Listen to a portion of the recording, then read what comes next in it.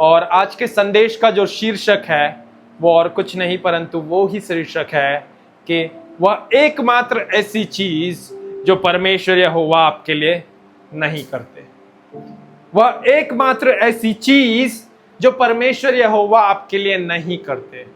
जी हाँ, आज का संदेश सुनने में, उसका शीर्षक सुनने में थोड़ा सा पेचीदा, थोड़ा सा अटपटा, थोड़ा सा विचित्र लग सकता है आपको और मुझे कि वो एकमात्र ऐसी कौन सी चीज है जो परमेश्वर आपके लिए नहीं कर सकते। ये वो ही परमेश्वर के बारे में मैं आप लोगों को कह रहा हूं जिसने आकाश और पृथ्वी को रचा। ये वो ही परमेश्वर है जिसका स्वर्ग सिंहासन है और पृथ्वी उनके पांवों की चौकी है। ये वो ही परमेश्वर है जिसके कहने से आकाश और पृथ्वी का निर्माण हो गया। ये वो ही परमेश्वर है जिसके लिए कोई काम असंभव नहीं है। उस परमेश्वर के बारे में आज हम लोग एक बात को सीखने जा रहे हैं कि एकमात्र ऐसी चीज जो परमेश्वर आपके लिए कभी नहीं कर सकते, कभी नहीं कर सकते। मेरे पीछे कहें, कभी नहीं करेगा। परमेश्वर ऐसा मेरे लिए कभी नहीं करेगा। परमेश्वर कहें कम ऑन चर्च, परमेश्वर ऐसा मेरे लिए कभी नहीं करेगा। परमेश्वर ऐसा मेरे लिए कभी नहीं करेगा। परमेश्वर ऐसा मेरे लिए कभी नहीं करेगा। कैसा नहीं करेगा? आमीन। हम लोग निकालेंगे इब्रानियों की पत्री उसका 13वां अध्याय उसकी पद संख्या 5।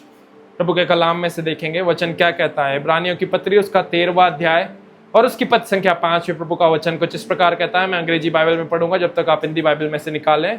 Late your conduct be without covetousness, be content with such things as you have, for he himself has said, I will never leave you nor forsake you.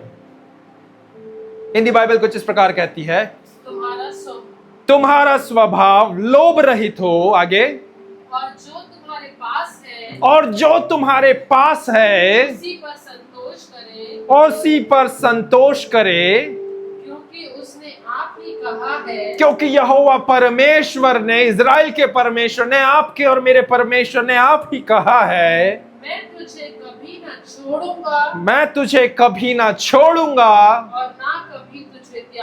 और ना कभी तुझे त्यागूंगा। हम लोग एक संदेश के बारे में सीख रहे हैं। इस संदेश का शीर्षक है एकमात्र चीज, the one and only thing which God will never do.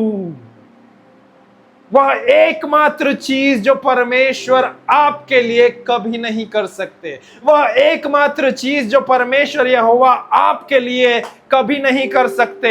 एक ऐसी चीज है जो परमेश्वर यहोवा आपके लिए नहीं कर सकते। जब मैं ऐसा कह रहा हूं कि एकमात्र चीज जो परमेश्वर आपके लिए ऐसा नहीं कर सकते, तो इसे मिसअंडरस्टूड ना करें।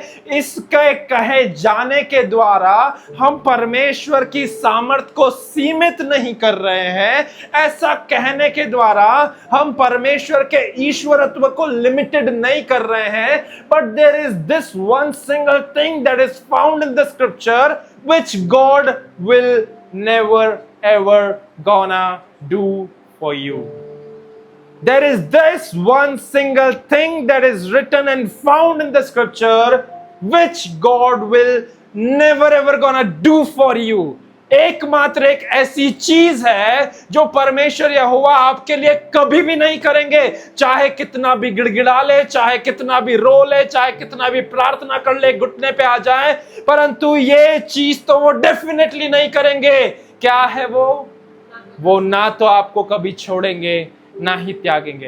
राजा दाऊद क्या बोलता है भजन संहिता 139 पद संख्या 7 से लेकर के 9 तक में कि प्रभु तेरी आत्मा से भाग करके मैं कहां जाऊं? यदि आकाश में जाऊं तो तू वहां है, यदि अधलोक में जाऊं तो तू वहां है। तेरी आत्मा से भाग करके मैं किधर जाऊं? क्यों? क्योंकि तू ना तो मुझे कभी छोड़ेगा ना ही त्यागेगा। चाहे घोर अंधकार की तराइयों में से होकर के भी मैं चलूं तो भी तू मुझे कभी ना छोड़ेगा। सो वो एकमात्र चीज क्या है जो परमेश्वर यहोवा आपके और मेरे लिए नहीं कर सकते? वो एकमात्र चीज क्या है जो परमेश्वर यहोवा आपके और मेरे लिए कभी नहीं कर सकते? वो आपको और मुझे कभी नहीं छोड़ सकते और ना कभी त्याग सकते हैं। ना ध्यान दे, ऐसा नहीं है कि वो ऐसा नहीं कर सकते, पर ऐसा है कि वो ऐसा कभी करेंगे नहीं। जब मैं ऐसा कह रहा हूं तो इस बात के ऊपर जोर डाल के कह रहा हूं, इस बात के प्रकाशन को पकड़ें कि ऐसा कह रहा हूं कि ऐसा वे कभी नहीं कर सकते, तो इसका मतलब ऐसा नहीं है कि वो ऐसा नहीं कर सकते, पर इसका मतलब यह है कि ऐसा वह कभी करेंगे नहीं। पूछिए क्यों? क्यों? क्योंकि ये नेचर परमेश्वर के नेचर के खिलाफ है। ये उसके नेचर के, उसके चरित्र के, उसके कैरेक्टर के खिलाफ है। It is not something that he can not do. Leaving you and forsaking you, it is not something that God cannot do for you, but it is something that He will never ever gonna do for you. And the reason behind it is this, because it is against His nature and character to leave you and forsake you. ये उसके स्वभाव के, उसके आचरण के, उसके चरित्र के विपरीत है कि वो आपको और मुझे यूं ही अकेला तन्हा छोड़ दे और त्याग दे या ठुकरा दे। आमीन कलीसिया, हालेलुया, हालेलुया, हालेलुया, हालेलुया। ध्यान दे, मैं कई बार जब भी आप लोगों को बोलता हूं कि बाइबल कभी भी एक ही वचन में दुगना जोर डाल के एक ही बात को रिपीटेडली बोलती है, इसका मतलब क्या है? इसका मतलब यह है कि कुछ तो गहरी बात उस पर छुपी है। जब कभी भी बाइबल किसी भी विषय को लेकर के बारंबार बोलती है, मैं कई बार अक्सर आप लोगों को समझाया हूं इस चीज को, सिखाया हूं इस चीज को, कि whenever the Bible is teaching about something and repeatedly something is coming again and again and again and again, that means it has some greater importance behind it. और यहां पर भी वही चीज आई है। एक ही शब्द को आप दो बार प्रयोग में आते हुए देखने वाले हो सकते हैं। क्या है वो शब्द? ना। क्या है वो शब्द? ना। ना। ना। मैं ना तो कभी तुझे छोड़ूंगा और ना ही कभी तुझे त्यागूंगा। मैं ना तो तुझे छोड़ूंगा और ना ही तुझे त्यागूंगा। मैं ना तो तुझे छोड़ूंगा, मैं ना तो तुझे त्यागूंगा। क्यों? क्योंकि ये परमेश्वर के चरित्र के खिलाफ है, ये परमेश्वर के स्वभाव के खिलाफ है। क्यों? क्योंकि ये परमेश्वर का नेचर है, ये परमेश्वर का स्वभाव है, जो हमें अदन की बारी से दिखता आया है कि हमारा परमेश्वर संगति करने वाला परमेश्वर है। आदम और हवा को परमेश्वर ने क्यों रचा? ताकि उनके साथ में संगति करने वाला सके। आदम और हवा को अपने स्वरूप और समानता में क्यों बनाया? सो दैट वो उनके साथ में एक फेलोशिप करने वाला हो सके। This is the very nature and character of God, to not leave you and not forsake you, but to have fellowship with you, but to be with you, but to have fellowship with you. Hallelujah, hallelujah, hallelujah. हम आज Sunday की कलीसिया को यहाँ पर attend करने के लिए आए हैं। क्यों आए हैं? परमेश्वर के साथ संगति करने वाले हो सके। हालेलुया। ध्यान दें, एक ही शब्द दो बार बाइबल में पाया गया है। एक ही पद संख्या में दो बार बोल रहा है प्रभु का वचन, बोल रहा है क्योंकि उसने आप ही कहा, मैं तुझे कभी ना छोड़ूंगा और ना कभी तुझे त्यागूंगा। मैं ना तो तुझे कभी छोड़ूंगा और ना ही कभी त्यागूंगा। Because this is something not is in nature, because this is something not is in character. Imagine करके देखें कि यहां पर एक नेगेटिव बात हमें परमेश्वर की देखने को मिल रही है, जो हमें पॉजिटिविटी दे रही है। ये एकमात्र नेगेटिव चीज है जो परमेश्वर की ओर से परमेश्वर स्वयं बोल रहा है कि ऐसा मैं नहीं करूंगा, ऐसा मैं नहीं करूंगा। रोनाल्ड में तेरे लिए ऐसा नहीं करूंगा, ब्रियला में तेरे लिए ऐसा नहीं करूंगा, एस्तर में तेरे लिए ऐसा नहीं करूंगा, कैरन में तेरे लिए ऐसा नहीं करूंगा, शकुंतला में तेरे लिए ऐसा नहीं करूंगा। आमीन, हालेलुया। कैसा नहीं करूंगा? मैं ना तो तुझे छोड़ूंगा और ना ही। नकारात्मक बात बोल रहे हैं परमेश्वर, पर उस नकारात्मकता के पीछे सकारात्मकता है। उस नेगेटिव स्टेटमेंट के पीछे एक पॉजिटिव माइंडसेट है, एक पॉजिटिविटी है जो आपको और मुझे समझना जरूरी है। जब बाइबल में ये परमेश्वर आपको और मुझे बारंबार एक ही चीज को दुगनी बार बोल रहे हैं कि मैं ना तो तुझे छोड़ूंगा और ना ही त्यागूंगा, वो दो बार ना बोलना क्या बता रहा है? इसका मतलब यह है कि मैं तेरे संग साथ रहूंगा, मैं तेरे संग साथ रहूंगा। Hallelujah, hallelujah. इस वचन का एक और अनुवाद कुछ इस प्रकार कहता है,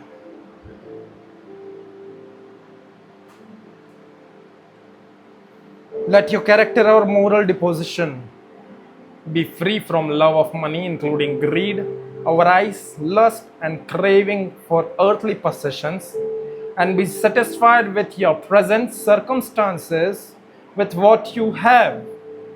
ध्यान दे, आगे वचन कहता है, For he, God himself has said, I will not in any way fail you, nor give up, nor leave you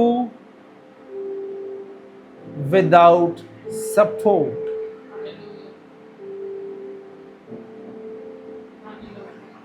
वचन क्लियरली बोल रहा है, यदि आप और मैं इस चीज की ओर रुख करें तो बाइबल बोल रही है आपको और मुझे कि भलाई से कोई सी भी परिस्थिति क्यों ना आ जाए, मैं तुझे कभी भी नहीं छोड़ूंगा और ना ही त्यागूंगा। पता है, हम मनुष्य होने के नाते क्या अज्यूम कर लेते हैं, हम मनुष्य होने के नाते क्या चीज की कल्पना करने लग जाते हैं कि परमेश्वर का ये वचन हमको कह रहा है कि मैं ना तो तुम्हें कभी छोड़ूंगा और ना त्यागूंगा। परंतु ये वचन जो है वो केवल तब तक सीमित है जब तक हम धार्मिकता का जीवन जी रहे हैं। ये वचन हमारे जीवन में तब तक एप्लीकेबल है जब हम दुआ, प्रार्थना और परमेश्वर के साथ में वचन और संगति कर रहे हैं। ये वचन हमारे साथ में केवल तब तक अवेलेबल है जब तक हम लोग एक अच्छा जीवन जी रहे हैं। बट यदि हमने जाने अनजाने में पाप कर दिया, जाने अनजाने में अगर हमने अश्लील चलचित्र देख लिए, जाने अनजाने में हमसे कोई गुनाह, पाप, अपराध हो गया, तब ये वचन हमारे ऊपर लागू नहीं होता।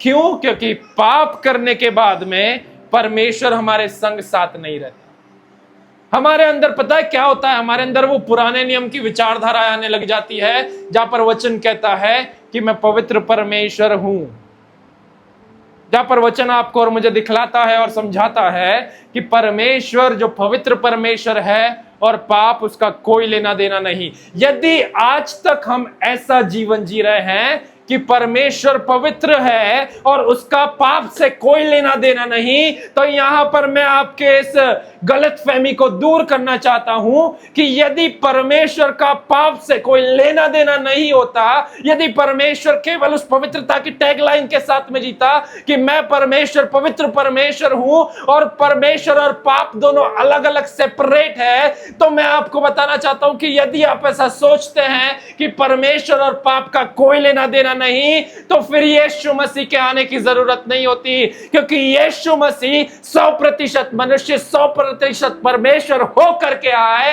यीशु मसीह को उन्होंने क्या करा? उन्होंने अपने ऊपर सारे पापों को ले लिया, आपको और मुझे अनंत जीवन दे दिया। यदि अभी भी हम ऐसा सोचते हैं कि परमेश्वर और पाप का कोई लेना देना नहीं, तो यीशु के आने का कारण व्यर्थ है, यीशु के क्रूस पे चढ़ने का कारण व्यर्थ है, यीशु के कलवरी क्रूस पे अपनी जान देने का कारण व्यर्थ है। क्योंकि लेना देना तो है, लेना देना तो है। परमेश्वर के इकलौते पुत्र यीशु मसीह ने मनुष्य जाति के सारे पापों को ले लिया और परमेश्वर ने मनुष्य जाति के पापों की छुड़ौती के लिए अपने इकलौते पुत्र को दे दिया। लेन देन हुआ, कारण पाप। लेन देन हुआ, कारण पाप। हाँ, ये बात सत्य है कि परमेश्वर जो पवित्र है और पाप वो एक जगह पर वास नहीं कर सकते। इसीलिए यीशु को परमेश्वर ने पृथ्वी पर भेजा। जो पाप था नहीं वो पाप बन गया, जिसने पाप करा नहीं वो पाप ले लिया। आमीन, हालेलुया। तो यदि हमारी मानसिकता ऐसी कहती है कि परमेश्वर तेरा वचन कहता है कि मैं ना तो तुझे छोड़ूंगा ना ही त्यागूंगा, परंतु ये वचन केवल हमारे धर्मी जीवन जीने तक में सीमित है, जिस पल जिस क्षण हमने पाप किया प्रभु तो हमारे और से दूर हो जाएगा, ऐसा नहीं है। याद करें आदम और हवा का घटनाक्रम उत्पत्ति 3 अध्याय में, जब जैसे ही आदम और हवा ने भले और बुरे के ज्ञान का वृक्ष का फल खाया, बाइबल बताती है वह आदम और हवा थे जो परमेश्वर की उपस्थिति से दूर भाग के पेड़ों के और पत्तों के पीछे जा छिपे थे।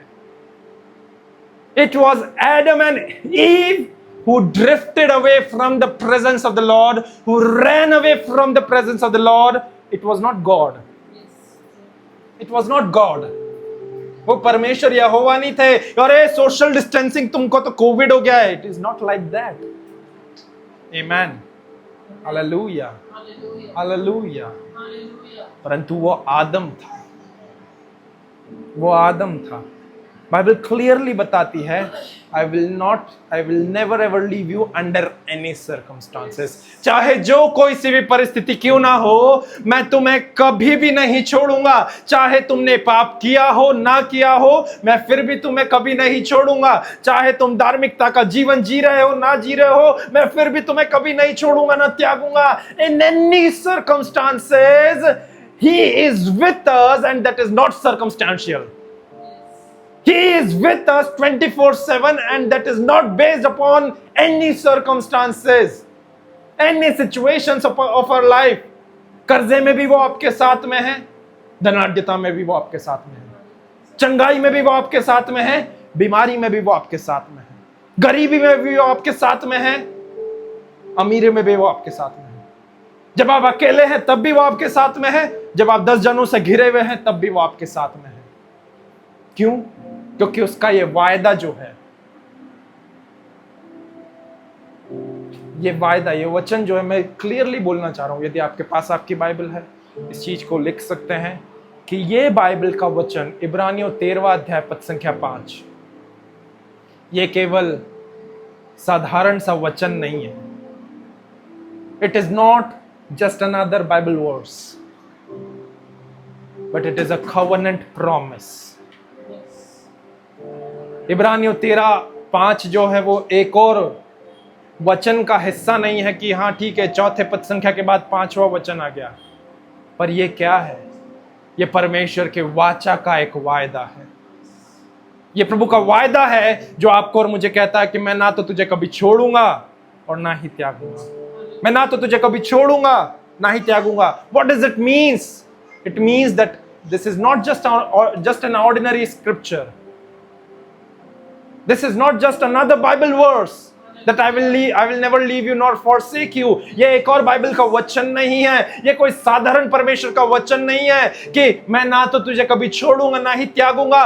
पर जब परमेश्वर का वचन बोल रहा है कि मैं ना तो तुझे कभी छोड़ूंगा ना ही त्यागूंगा, ये परमेश्वर के वाचा का एक वायदा है। It is a covenant promise that has been tied between God and man। और जब ये परमेश्वर की वाचा का वायदा जो मनुष्य और परमेश्वर के बीच में बंधा है, तो उसको बांधने की बीच की डोर जो है वो और कोई नहीं परंतु मसीह यीशु का लहू है। मनुष्य जाति जो आदम के पाप के बाद से परमेश्वर की उपस्थिति से दूर दूर दूर दूर भाग रही थी, उस दूर वो लॉन्ग डिस्टेंस रिलेशनशिप को क्लोज लेकर के आने का काम यीशु के लहू ने करा। वो लॉन्ग डिस्टेंस रिलेशनशिप को क्लोज लाने का काम यीशु के उस बहुमूल्य और पवित्र लहू ने करा। प्रियो, जैसे ही यीशु का लहू आया, जैसे ही यीशु ने अपने प्राण को दिया कलवरी क्रूस पे, वो जो दूरी थी एक पल में नजदीकी में आ गई। इसीलिए तो पौलुस प्रेरित पता है क्या बोलता है? We who were foreigners now have become the people of our own land. हम जो परदेसी थे अब हम स्वदेशी हो गए। क्यों? तो खिले पालक पुत्र और पुत्री बना दिया। आमेन, हालेलुया। एक और अनुवाद पता है क्या बोलता है? For he himself has said, I will never leave you. I will never leave you. I will never leave you. I will never leave you. I will never leave you. I will never leave you. एक बार नहीं। Amplified classic अनुवाद में से मैं पढ़ रहा हूं। I will not in any way fail you, nor give up on you, nor leave you without support. I will not, एक बार। I will not, दो बार। I will not in any degree leave you helpless, nor forsake you, nor let you down. Relax my hold on, assuredly not. क्या ये बात सुनकर के आपको उत्साह नहीं आ रहा? क्या ये बात सुनकर के आपको जोश नहीं आ रहा? क्योंकि मैं आप लोगों के सामने इस बात को बांटते बांटते जोशीला हो रहा हूं। This is not something ordinary scripture, this is not something ordinary another Sunday sermon, but this is powerful because ये परमेश्वर का वचन, ये परमेश्वर की वाचा का वायदा आपको और मुझे तसल्ली देता है कि भलाई से कुछ भी हो जाए, एक चीज जो यहोवा परमेश्वर आपके और मेरे लिए नहीं करते, एक चीज जो यहोवा परमेश्वर आपके और मेरे लिए कभी नहीं करेंगे, वो ये है कि वो ना तो आपको कभी छोड़ेंगे और ना ही त्यागेंगे। Hallelujah, hallelujah.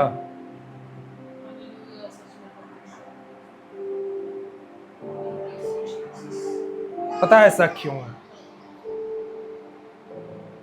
क्योंकि परमेश्वर के स्वभाव और नेचर के खिलाफ है। आपको और मुझे ऐसे ही असहाय छोड़ देना, ये परमेश्वर के स्वभाव और उसके नेचर के खिलाफ है। जैसा मैं आप लोगों को बता रहा था कि परमेश्वर का स्वभाव है, ये परमेश्वर का नेचर है कि वो हमारे साथ रहता है। यदि हम लोग कुछ वचनों में से होकर के जाएं तो बाइबल बताती है, मत्ती रचित सुसमाचार उसका 1 अध्याय उसकी पद संख्या 23 में प्रभु का वचन क्लियरली कहता है कि स्वर्गदूत मरियम को दर्शन देकर के कहता है कि देखो एक कुंवारी गर्भवती होगी और पुत्र जनेगी और उसका नाम इमानुएल रखेगी, जिसका अर्थ होता है परमेश्वर हमारे साथ। एक कुंवारी गर्भवती हुई, अर्थात मरियम गर्भवती हुई, पवित्र आत्मा की सामर्थ्य से गर्भवती हुई। जब पवित्र आत्मा और मनुष्य का मिलन हुआ, शारीरिक मिलन नहीं हुआ, परंतु जब पवित्र आत्मा और मनुष्य जाति रिश्ते में आई तो उसने यीशु को जन्म दिया। आमीन, hallelujah, hallelujah.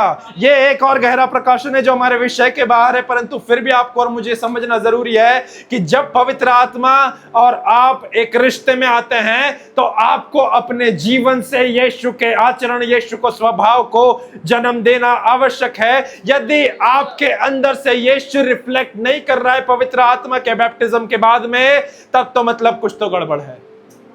If Jesus is not birthing in you once you have been baptized with the Holy Spirit, if Jesus' nature and character is not foreshadowing from your nature, if Jesus' character is not overpowering upon you, then that means something is default in you. Hallelujah. Bible क्या बोलती है? मत्ती 1 अध्याय पद संख्या 23 में, देखो एक कुंवारी गर्भवती होगी और पुत्र जनेगी, उसका नाम इमानुएल होगा, अर्थात परमेश्वर हमारे साथ। परमेश्वर हमारे साथ, परमेश्वर हमारे साथ, परमेश्वर हमारे साथ। क्यों परमेश्वर हमारे साथ? क्योंकि परमेश्वर एक ऐसा परमेश्वर है जो ना तो आपको और मुझे कभी छोड़ेगा और ना ही त्यागेगा। इवन यीशु मसीह भी यही बात बोलते हैं। यीशु मसीह को मालूम था कि मैं एक सीमित समय के लिए एक योजना के साथ में आया हूं, मनुष्य जाति के पापों को लेने के लिए आया हूं, तो मैं एक सीमित समय के लिए यहां पर रहूंगा और जब मेरा उद्देश्य पूरा हो जाएगा मुझे पिता के पास वापस लौटना होगा। परंतु फिर भी वो उनके चेलों को तसल्ली देते हुए क्या कहते हैं? यूहन्ना 14 अध्याय पद संख्या 16 और 18 में 18वीं पद संख्या बोलती है कि मैं तुम्हें ऐसे ही असहाय अनाथ नहीं छोड़ूंगा, परंतु मैं जाता हूं और पिता से जाकर के विनती करूंगा, प्रार्थना करूंगा कि वो तुम्हारे लिए एक और सहायक दे जो तुम्हारे साथ सर्वदा के लिए बना रहे। I will go and pray unto the Father and he will send another helper who will abide with you forever, forever, forever. What does it mean? क्यों यहां पर वचन बारंबार आपको और मुझे ये बता रहा है? परमेश्वर हमारे साथ, क्यों जरूरत है परमेश्वर को हमारे साथ की जरूरत की? Why God is with us?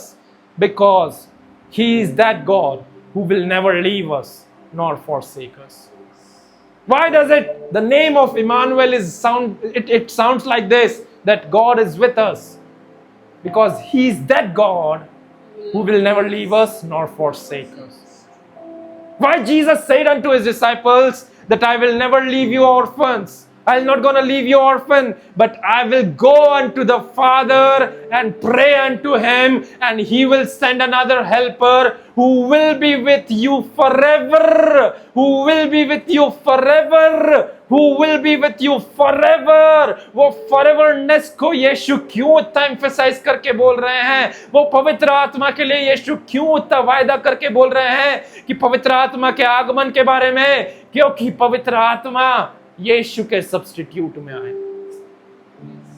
यीशु का कंफर्ट, यीशु की तसल्ली, यीशु की प्रेजेंस जो अब उन चेलों के साथ में और आपके और मेरे साथ में नहीं है, परंतु फिर भी वो पवित्र आत्मा की फेलोशिप जब हमारे साथ में होती है, we experience that closeness with God. We experience that intimacy with God. हम वो प्रभु के साथ में उस नजदीकी को प्राप्त कर पाते हैं।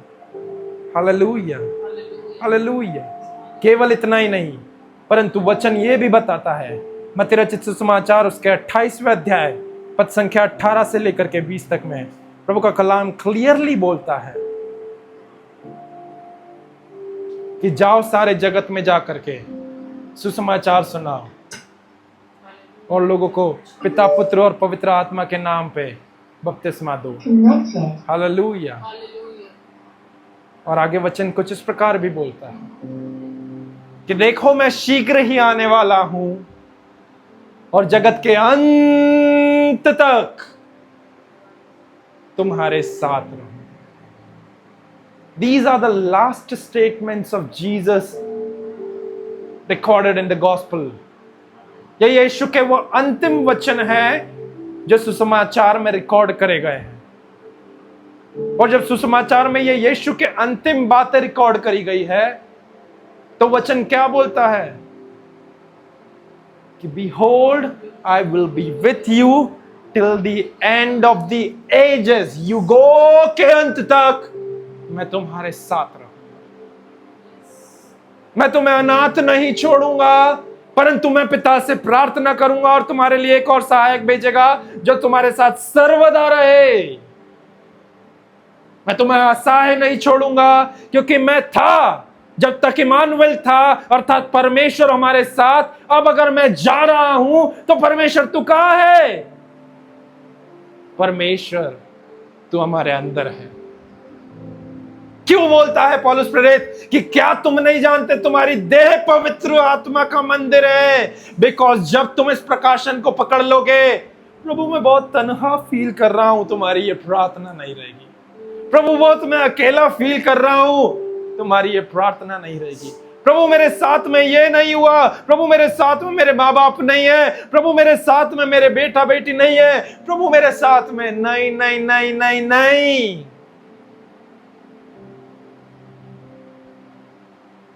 एकमात्र चीज, वह ऐसी एकमात्र चीज जो यहोवा परमेश्वर आपके और मेरे लिए कभी नहीं करेगा। वह ऐसी एकमात्र चीज जो परमेश्वर यहोवा, जिसके लिए कोई काम असंभव नहीं है, जिसके कहने से आकाश और पृथ्वी बने, जिसके लिए स्वर्ग उसका सिंहासन, पृथ्वी उसके पांवों की चौकी है, जिसके कहने के द्वारा पेड़ पौधे, पशु पक्षी, दिन और रात, पृथ्वी और जल अलग अलग हो गया। उस परमेश्वर ने आपको और मुझे एक चीज कही है जो वो आपके और मेरे लिए कभी नहीं करेगा। वो एक नेगेटिव स्टेटमेंट है उसने आपके और मेरे सामने दिया है, जो उसकी वाचा, उसके वायदे का हिस्सा है। और वो उस वाचा को और उस वायदे को हमारे जीवन में मसीह यीशु के लहू बहाए जाने के द्वारा पूरा करा है। वो एक नेगेटिव स्टेटमेंट जिसमें से प्रभु यीशु की पॉजिटिविटी आपको और मुझे देखने को मिलती है। That one and only thing which God will never ever gonna do for you and I is this, that he will never gonna leave you and nor gonna forsake you. He will be with you till the end of the ages.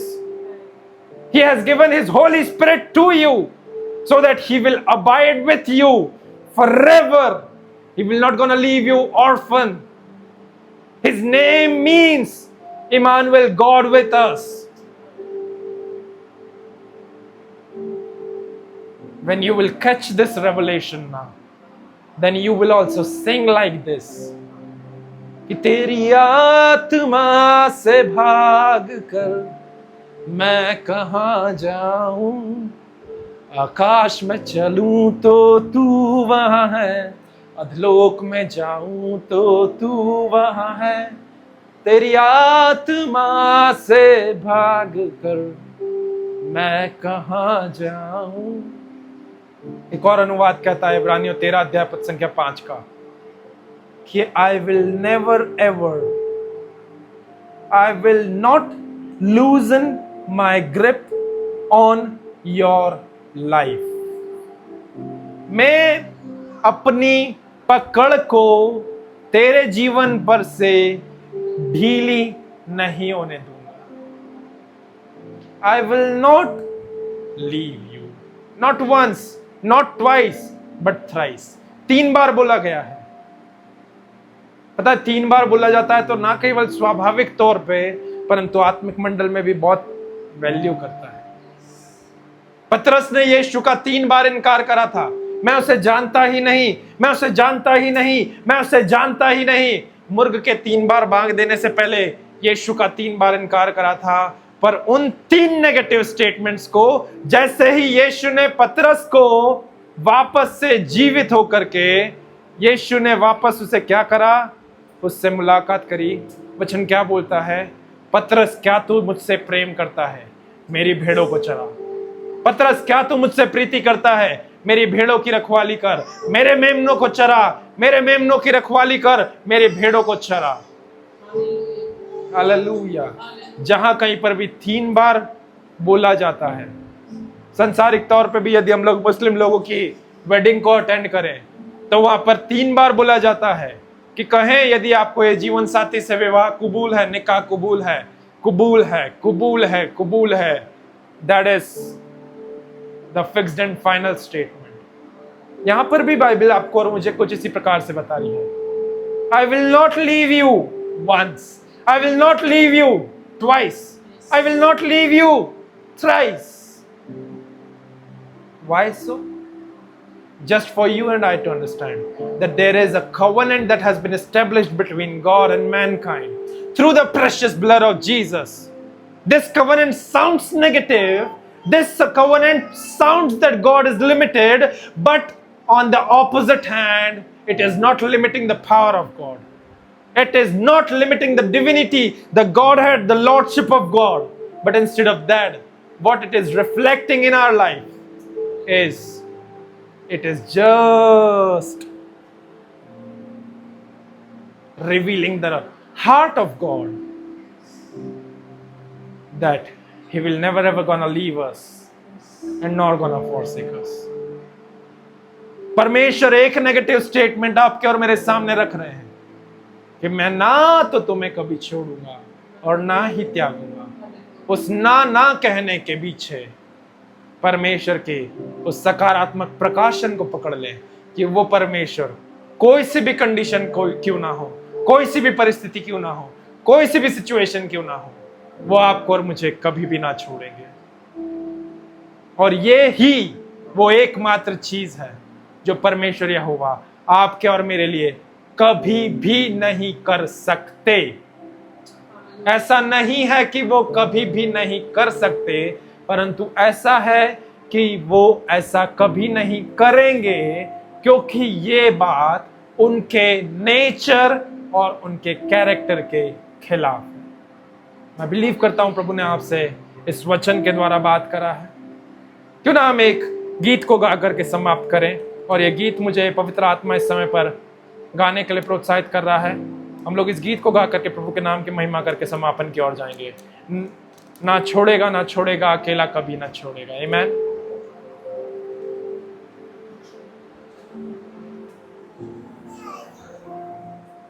Thank you, Lord.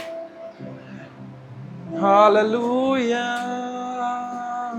ना छोड़ेगा ना छोड़ेगा ना छोड़ेगा ना छोड़ेगा अकेला कभी न छोड़ेगा छोड़ेगा ना छोड़ेगा ना छोड़ेगा ना छोड़ेगा अकेला कभी ना छोड़ेगा छोड़ेगा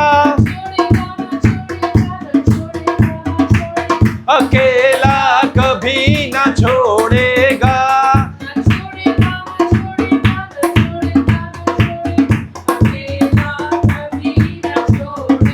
कभी नहीं कभी नहीं छोड़ेगा कभी नहीं कभी नहीं कभी नहीं कभी नहीं छोड़े कभी नहीं